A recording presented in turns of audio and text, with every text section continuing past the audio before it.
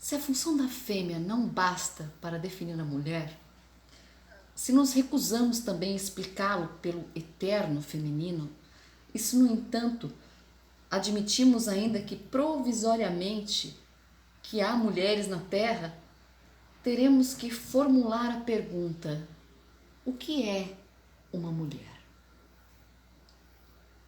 O próprio enunciado do problema sugere-me uma primeira resposta. É significado que eu coloque esse problema. Um homem não teria a ideia de escrever um livro sobre a situação singular que ocupam os machos na humanidade. Se quero definir-me, sou obrigada a inicialmente a declarar: sou uma mulher. Essa verdade constitui o fundo sobre o qual se erguerá qualquer outra afirmação. Um homem não começa nunca por se apresentar como um indivíduo de determinado sexo.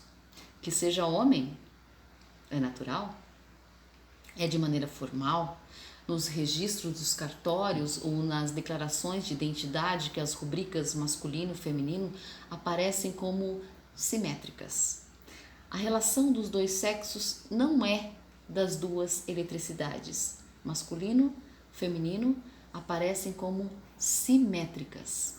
A relação dos dois sexos não é a das duas eletricidades, de dois polos. O homem representa a um tempo o positivo e o neutro, a ponto de dizermos os homens, para designar os seres humanos, sendo assimilado ao sentido singular do vocábulo vir, o sentido geral da palavra homo. A mulher aparece como o negativo, de modo que toda determinação lhe é imputada como limitação sem reciprocidade. Agastou-me por vezes no curso de conversas ou conversações abstratas ouvir os homens dizerem: você pensa assim porque é mulher. Mas eu sabia que a minha única defesa era responder: penso porque é verdadeiro, eliminando assim minha subjetividade. Não se tratava, em hipótese alguma, de replicar. E você pensa o contrário porque é um homem. Pois está subentendido que o fato de ser um homem não é uma singularidade. Um homem está em seu direito, sendo homem. É a mulher que está errada.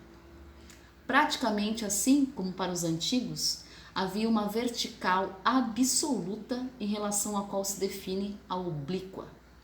Há um tipo humano absoluto, que é o masculino. A mulher tem ovários, um útero. Eis as condições singulares que a encerram na sua subjetividade.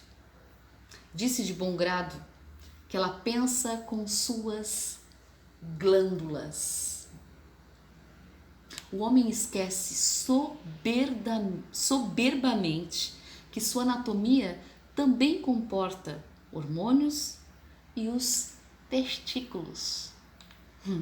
Encara o corpo como uma relação direta e normal com o mundo que acredita aprender na sua objetividade, ao passo que considera o corpo da mulher sobrecarregado por tudo o que o especifica, um obstáculo, uma prisão.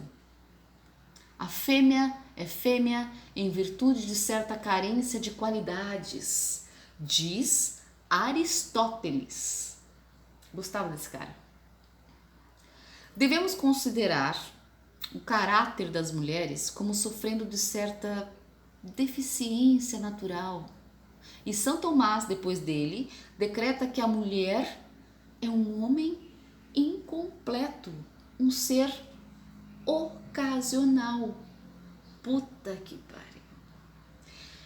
É o que simboliza a história do Gênesis, em que Eva aparece como extraída, segundo Bossuet, de um osso supranumérico. supranumerário de Adão. A humanidade é masculina e o homem define a mulher não em si, mas relativamente a ele. Ela não é considerada um ser autônomo. A mulher, o ser relativo, diz Michelet. E é por isso que Benda afirma em Rapport du Réu: o corpo do homem tem um sentido em si, abstração feita da mulher, ao passo que este parece destituído de significação e não se evoca o macho. O homem é pensável sem a mulher. Ela não. Sem o homem, ela não é senão o que o homem decida que ela seja. Daí dizer-se o sexo, para dizer que ela se apresenta diante do macho como um ser sexuado. Para ele, a fêmea é sexo, logo ela o é absolutamente. A mulher determina-se e diferencia-se em relação ao homem, e não este em relação a ela. A fêmea é o inessencial perante o essencial. O homem é o sujeito, o absoluto. Ela é o outro. Simone de Beauvoir. E aí?